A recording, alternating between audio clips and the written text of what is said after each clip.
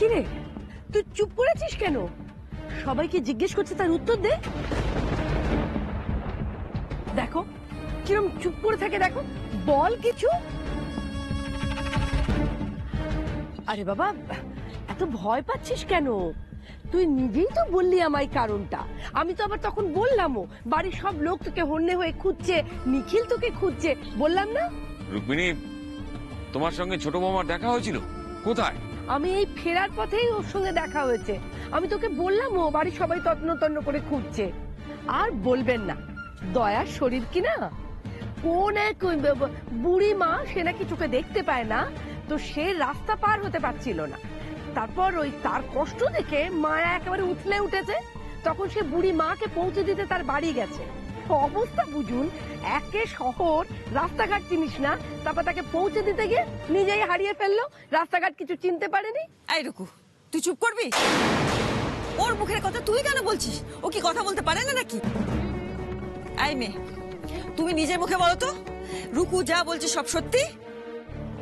হ্যাঁ হ্যাঁ কর্তামা, আসলে রাস্তায় একজন বয়স্ক মহিলা না কিছুতেই রাস্তা পেরোতে পারছিল না, তাই আসলে ওনাকে রাস্তা পেরোতে গিয়ে নিজেই আর ফেরার রাস্তাটা চিনে আসতে পারছিলাম না, তাই জন্যই। তুমি মিথ্যে কথা বলছো শ্যামা, ইউ আর লাইং। ওনাকে রাস্তা হারিয়ে ফেলেছিল, কেন তুমি রাস্তা কাউকে জিজ্ঞেস করতে পারতে না? এই পুজোর ডিরেকশন তুমি বলে দিতে পারতো না কেউ? আপনি ক্লাবের নাম বললেই তো কেউ না কেউ আপনাকে রাস্তা দেখিয়ে দিত। হ্যাঁ ছোট কর্তা, আমি জিজ্ঞাসা করেছিলাম, কিন্তু কিন্তু না রে নিখিল, ও জিজ্ঞেস করেছিল বোধহয় কাউকে, সেই কোনো ভুলভাল রাস্তা দেখিয়েছে জানিস। ও না ওই কথা শুনে মনে হলো গলফ ক্লাব রোডের দিকে চলে গেছিল। কি জ্বালা বল দেখিনি শ্যামা, সবাই তোর মুখ থেকে শুনতে চাইছে সত্যি ঘটনাটা। বল বল। এই রুকু, তুই চুপ কর তো। বলছি যে তুমি তো গ্রামের মেয়ে, তুমি জানতে না যে কলকাতার রাস্তাঘাট তুমি ভালো করে চেনো না? তুমি হারিয়ে যেতে পারতে এই পুজোর ভিড়ে।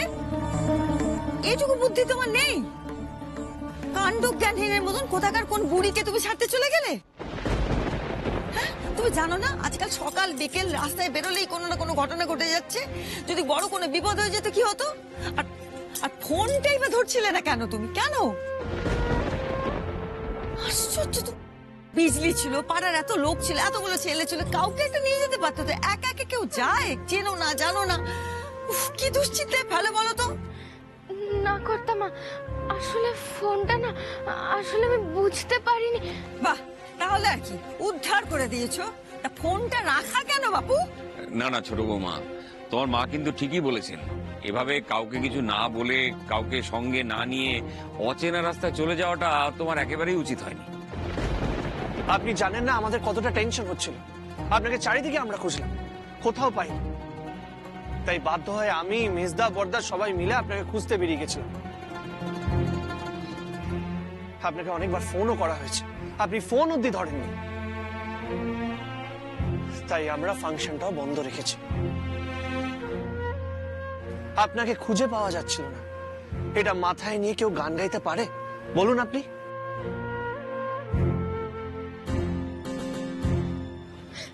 আমি সবার কাছে হাত জোড় করে ক্ষমা চাইছি ছোট কর্তা, আমার অনেক বড় ভুল হয়ে গেছে। কর্তামা, এবারকার মতো আমাকে ক্ষমা করে দিন না কর্তামা, আর কোনোদিনও এমন ভুলটা হবে না। আমার জন্য যদি অনুষ্ঠানের ক্ষতি হয় তাহলে যে আমি সইতে পারবো না কর্তামা। আজ এতগুলো লোক ছোট কর্তার গান শুনতে এসেছে, ওনাকে তো গাইতেই হবে। আমাকে দয়া করে সবাই ক্ষমা করে দিন। আচ্ছা আচ্ছা, ঠিক আছে ঠিক আছে। সুজাতা, তোমার ছোট বৌমা তো উপকার করতে গিয়েছিল, মানে একজন বৃদ্ধা মানুষ রাস্তা পার হতে পারছিলেন না, তাকে রাস্তা পার করে দিয়ে শ্যামা তো পুণ্যের কাজই করেছে। ওই আমাদের একটু টেনশনে ফেলে দেওয়া ছাড়া দেখতে গেলে সেরকম অন্যায় কিছু করেনি। ক্ষমা না হয় করিয়ে দাও। আর ছোট বৌমা, তুমি এইরকম কাজ, এরকম ভুল আর কোনোদিন করবে না। দেখো, মানুষের জন্য কাজ করছো করো, কিন্তু বাড়ির লোককে জানিয়ে করো। প্লিজ শ্যামা, বাবা যা বলছে সেটা ভুলে যাবেন না। বাড়ির কাউকে যদি না পাওয়া যায় তাহলে কতটা যে টেনশন হয় সেটা নিশ্চয়ই আপনি বুঝতে পারছেন। তাই হয়তো রাগের মাথায় মা এত কিছু বলে ফেলেছে। আমি বুঝতে পারছি ছোট কর্তা, আপনি কর্তা মা আপনারা সবাই খুব দুশ্চিন্তা করছিলেন আমাকে নিয়ে, কিন্তু দয়া করে অনুষ্ঠানটা এখন শুরু করুন। অনুষ্ঠানটা যদি এখন শুরু না হয় তাহলে যে আমার পাপের বোঝা আরো বেড়ে যাবে। আমাকে দয়া করে সবাই ক্ষমা করে দিন। হ্যাঁ হ্যাঁ, বৌদি যখন এসে পড়েছে, নিখিলদা তুমি এবার গানটা শুরু করো, সবাই অনেকক্ষণ থেকে ওয়েট করছে। হ্যাঁ নিখিল, এবার প্রোগ্রাম শুরু করে দে। বাবা মা তোমরা বসো, হাই হাই হাই হাই, বসো গায়ে বসো। এই যাত্রায় তো বেঁচে গেলাম, কিন্তু এবারই তো আসল পরীক্ষা। কি করে পার পাবো? শ্যামাকে এখান থেকে টেনে বের করতেই হবে, কিন্তু কি করে করব? শ্যামা, চল চল চল চল, পেছন দিকটা ভালো করে বসিয়া। দাঁড়াও শ্যামা,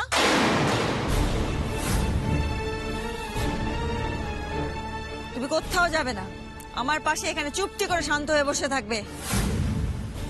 আমার চোখের আড়াল এক মুহূর্তের জন্য হবে না।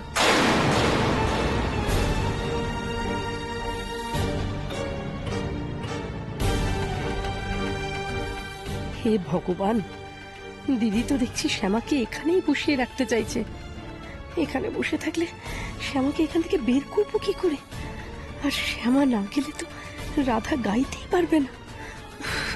কেলেঙ্কারি হয়ে যাবে একেবারে। আজকেই রাধারানীর কেরিয়ারটা বোধহয় শেষ হয়ে যাবে। ঠাকুর, কি হলো? কথা কানে যাচ্ছে না? এদিকে এসো।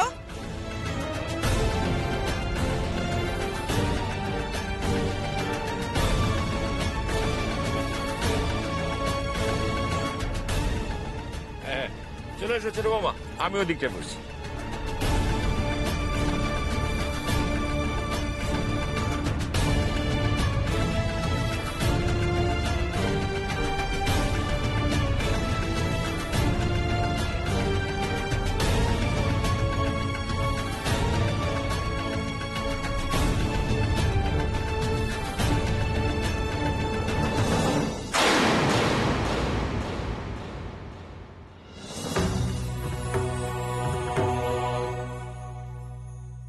এবার কি হবে কৃষ্ণ? রাধারানীর হয়ে আমি গান গাইবো কি করে? কর্তা মাঝে আমাকে এখানেই বসিয়ে রাখলেন। এ কি, মা শ্যামাকে একেবারে নিজের পাশে বসিয়ে নিল? এত বড় একটা কাণ্ড ঘটালো শ্যামা। একদিকে মা বকাবকি করলো, তারপরেই আবার এভাবে একেবারে নিজের পাশে। মানেটা কি? উফ, এই মহিলা যে কি করতে চাইছে শ্যামাকে নিয়ে আমি তো সেটাই বুঝতে পারছি না। নিজেও কনফিউজড, তার সঙ্গে আমাকেও কনফিউজ করছে। কি ভাবছো বলো তো মেজো বৌমা? না না মা, তেমন কিছু না। আচ্ছা, আমি ভালো করিনি আমার পাশে শ্যামাকে বসিয়ে দিই? কি বলো তুমি? বাড়ির বউ অত ছটপট করলে চলে? অত ছটপট করলে চলে? শান্ত হয়ে বসে থাকতে হয়। যতই যাই হোক, ও তো এখন চৌধুরী বাড়ির ছোট বউ, তাই না? শান্ত করে বসিয়ে রাখাই উচিত, তাই জন্য বসালাম।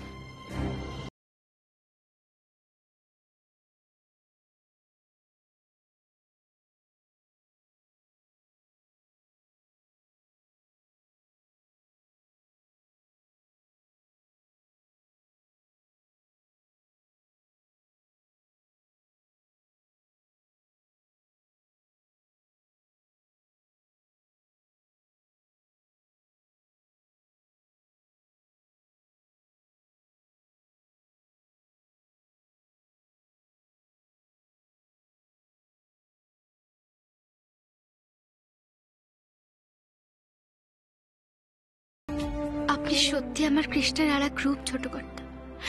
আপনার সঙ্গে যেন কখনো কোনো অন্যায় না হয়, কিন্তু আমার পোড়া কপাল দেখুন, প্রতি মুহূর্তে আমি নিজেই আপনার সঙ্গে অন্যায় করে যাচ্ছি। বাধ্য হয়ে মিথ্যে কথা বলে যাচ্ছি আপনাকে।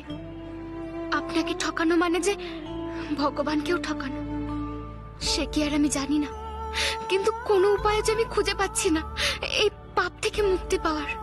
কৃষ্ণ, আজ পর্যন্ত তো তুমি আমাকে সমস্ত বিপদ থেকে, সমস্ত অন্যায় থেকে বাঁচিয়েছো। এবারেও তুমি আমাকে বাঁচাও ঠাকুর, আমাকে বাঁচাও। দিনের পর দিন মিথ্যে বলে আর পাপের বোঝা আমি বাড়াতে পারছি না।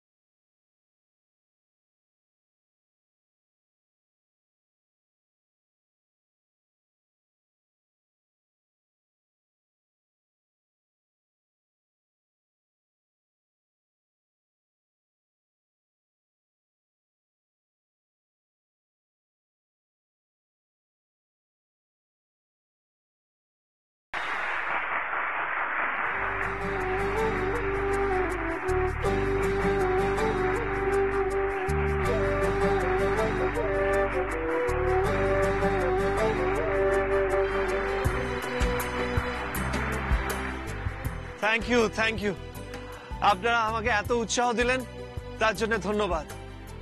আপনাদের সবার আমার গান ভালো লাগলো, এটাই আমার জন্য অনেক আনন্দের কথা। কিন্তু আমার গানটা তো শুধু একটা শুরু ছিল। আজকের প্রধান আকর্ষণ হলো রাধা রানীর গান।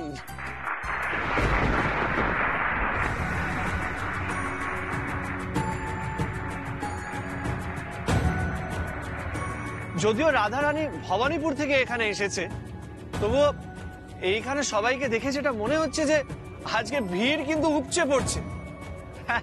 আমি বুঝতে পারছি যে আপনারা রাধারানী গানের জন্য অধীর আগ্রহে বসে আছেন। কিন্তু আমাদের একটু টাইম দিন, আমরা স্টেজটা সেট আপ করে দিই। আমি কথা দিচ্ছি, আপনারা একটু ওয়েট করুন। রাধারানী এমন একজন শিল্পী যার সুরের মাধুর্যে আপনারা মুগ্ধ হবেন। কি ঠিক তো? এটা জোরে হাততালি হোক।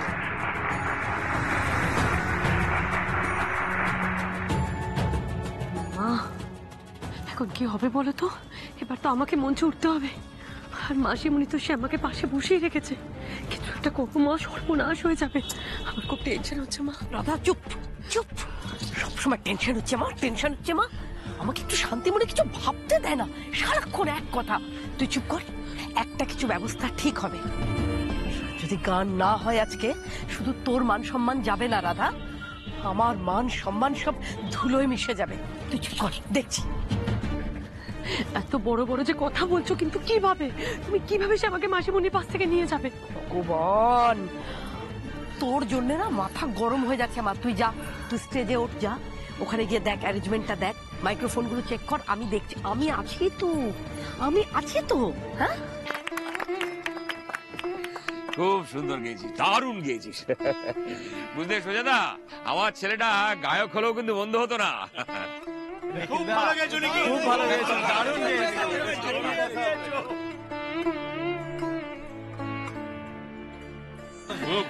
বস বস। ভালো লাগলো তো। আর আপনি আমার গান শুনলেন? কেমন লাগলো বললেন না তো? আপনি একজন সৎ, খাঁটি ভালো মানুষ ছোট কর্তা। আর সেটা আপনার গান শুনলেই বোঝা যায়। আপনার গানের মধ্যে যে একটা সরলতা রয়েছে, আর সেটাই আপনার গায়কের সম্পদ।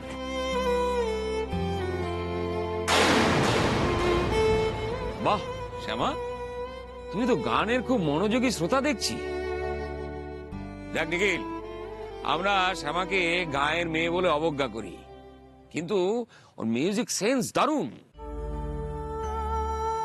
অনেক সমঝদার লোকও এরকম স্পষ্ট ভাবে আসল জায়গাটা ধরতে পারে না। সত্যি ছোট বৌমা, তুমি গান গাও না ঠিকই, কিন্তু সঙ্গীত সম্পর্কে তোমার একটা স্পষ্ট ধারণা আছে। কি আমি ঠিক বললাম কিনা? ছোটবেলা থেকে গানই তো আমি গাই বাবা। কৃষ্ণের গান শুনেই যে আমি বড় হয়েছি। সুরই আমার প্রাণ, সবকিছু। আমার সব থেকে বড় সঙ্গী। দেখ দেখ, ওরা সবাই এসে গেছে কিন্তু। আরে দেখে নে, অ্যারেঞ্জমেন্টটা দেখে নে, সব ঠিক আছে কিনা। মাইক্রোফোন গুলো চেক কর। বলছি তো, বি কনফিডেন্ট, সব ঠিক হয়ে যাবে। তুই আমার হাতে ব্যাগ দে, যা তুই যা, আমি আছি তো, যা। এই তো রাধারানী এসে গেছে।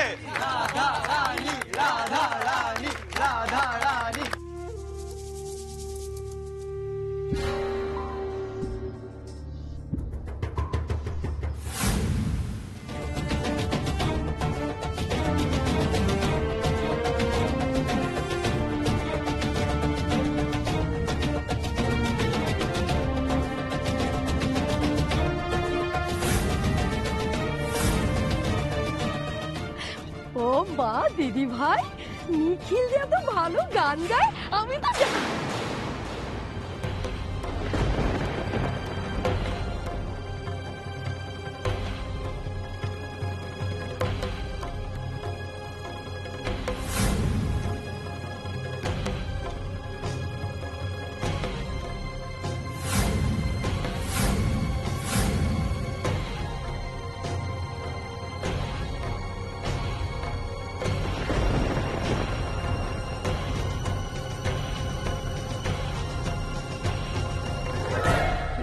মা, ইস দেখো তো, গোটা শাড়িটা নষ্ট হয়ে গেল তো তোর, গাও চ্যাট করবে। এস কি হয়ে গেল বল দেখিনি, কি যে করলাম না, মানে হঠাৎ করে শাড়িটা পায়ে জড়িয়ে। রুকু তুই যে কি করিস না, যাও শ্যামা, এই ভিজে শাড়ি পরে দাঁড়িয়ে থাকার মানে হয় না, যাও বাড়ি গিয়ে শাড়ি বদলে এসো, যাও। হ্যাঁ হ্যাঁ সেই ভালো, আয় শ্যামা আয়, আমি তোর স্বাদটা নষ্ট করে দিলাম, আয় আমি তোকে চেঞ্জ করে নিয়ে আসছি, আয়। ও মাসিমণি, তুমি বরঞ্চ এখানে থাকো, আমি ছোট বৌদিকে নিয়ে যাই। বুঝলি, আমি বললাম তো আমি যাচ্ছি, তুই কেন কথা বলছিস? কিন্তু মাসি, এখন তো রাধারানীর প্রোগ্রাম, যদি কোনো দরকার পড়ে, আমি একটা কাজ করি, আমি ওনাকে নিয়ে যাচ্ছি।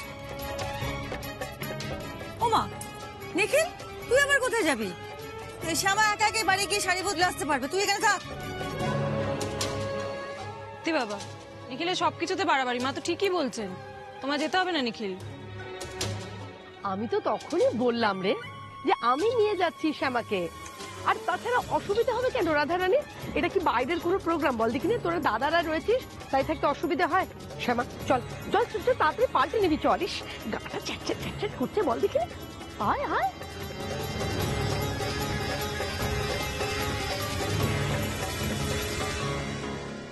নমস্কার, শুভ শারদীয়ার আন্তরিক প্রীতি, শুভেচ্ছা এবং অনেক অনেক অভিনন্দন। আজকে এই পাড়ায় আমি গান গাইতে পারছি, এটাই আমার কাছে অনেক, তার জন্য আমি নিজেকে না ধন্য মনে করছি। আর আরেকটা কথা, আসলে আমি ভবানীপুরে অনুষ্ঠানে গেছিলাম তো, এবং ওই অনুষ্ঠানে যাওয়ার জন্য না আমার আজকে এখানে আসতে একটু দেরি হয়ে গেল, তার জন্য আমি মার্জনা চেয়ে নিচ্ছি আপনাদের কাছে। গুরুমা শোনো না, বলছি আমার না খুব ভয় লাগছে গো, তুমি যেভাবে সবার সামনে থেকে আমাকে টেনে নিয়ে আসলে, তাতে তো এক্ষুনি আমার বাড়ি চলে যাওয়া উচিত, কিন্তু এখানে যদি কেউ আমাকে দেখে ফেলে তাহলে তো সর্বনাশ হয়ে যাবে। চুপ কর না, চুপ, আর কথা বাড়াস না, বুঝলি, চুপচাপ থাক।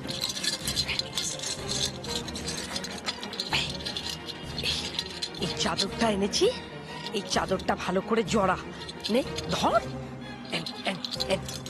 নে দেখি, চাদরটা ভালো করে জড়া, জড়িয়ে আমার সঙ্গে সঙ্গে চল চল, কথা বাড়াস না, চল চল। একটা কথা না বললেই নয় যে আজকে এত সুন্দর মঞ্চ, আজকে এই গান গাওয়ার যিনি আমার সুযোগ করে দিয়েছেন, তার নাম না নিলেই নয়।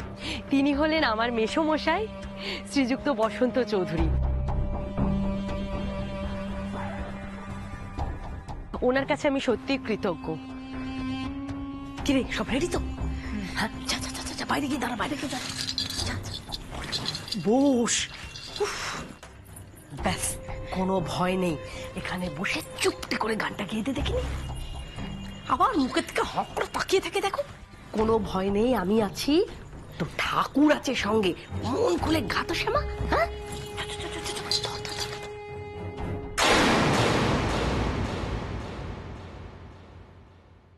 তুমি আমাকে বাঁচাও কৃষ্ণ, আমাকে বাঁচাও, এই অন্যায় যে আমার আর প্রাণে সইছে না।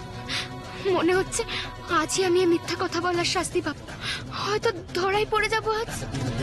আর যাই হোক, এই বাড়ির নাম যেন খারাপ না হয়, চৌধুরী বাড়ির মান সম্মান তুমি রক্ষা করো কৃষ্ণ, তুমি রক্ষা করো, দেখো ওনারা যেন কেউ অপমানিত না হন।